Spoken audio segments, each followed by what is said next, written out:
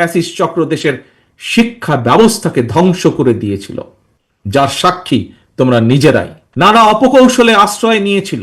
শিক্ষার্থীদের নিরাপত্তা নিশ্চিত করার পরিবর্তে শিক্ষাঙ্গনকে সন্ত্রাসীদের নিরাপদ আস্তানা হিসাবে ব্যবহার করেছিল তারা। প্রিয় ভাই বোনেরা, আজ এই মুহূর্তে লক্ষ লক্ষ তোমরা আজ শাহবাগে যেখানে এই সমাবেশে তোমরা বসেছ, যেখানে এই সমাবেশ অনুষ্ঠিত হচ্ছে, এর পাশেই কিন্তু হাতের বাম পাশে, অর্থাৎ মঞ্চে যারা বসে আছেন তাদের ডান পাশে, মঞ্চের সামনে তোমরা যারা বসে আছো খুব সম্ভব তোমাদের হাতের বাম পাশে ঢাকা বিশ্ববিদ্যালয়, ঐতিহাসিক ঢাকা বিশ্ববিদ্যালয়। এই ঢাকা বিশ্ববিদ্যালয়ের সঙ্গে ইতিহাস জড়িয়ে আছে বাংলাদেশের গৌরবোজ্জ্বল ইতিহাস, ঐতিহ্য, মুক্তিযুদ্ধ।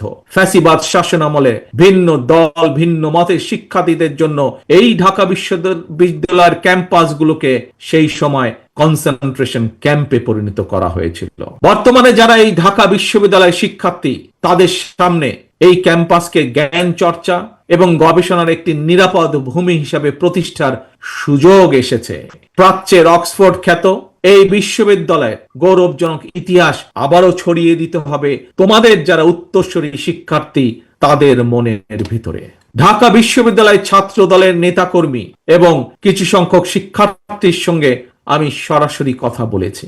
ঢাকা বিশ্ববিদ্যালয়ের আবাসন সংকট নিরসনে আবাসিক হলগুলোতে বসবাস এবং খাবারের মান বাড়ানো অত্যন্ত জরুরি। এই ব্যাপারে আমি শিক্ষার্থীদের সঙ্গে কথা বলে হলগুলোতে বিদ্যমান সমস্যা এবং সমাধানের একটি লিখিত প্রস্তাবনা বিএনপির কাছে উপস্থাপনের জন্য ঢাকা বিশ্ববিদ্যালয় ছাত্র দলের নেতাদেরকে, কর্মীদেরকে আমি আহ্বান জানাই।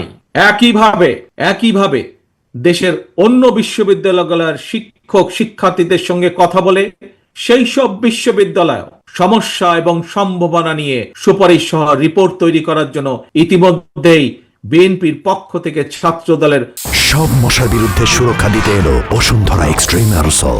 মশার বিরুদ্ধে এক্সট্রিম সুরক্ষা।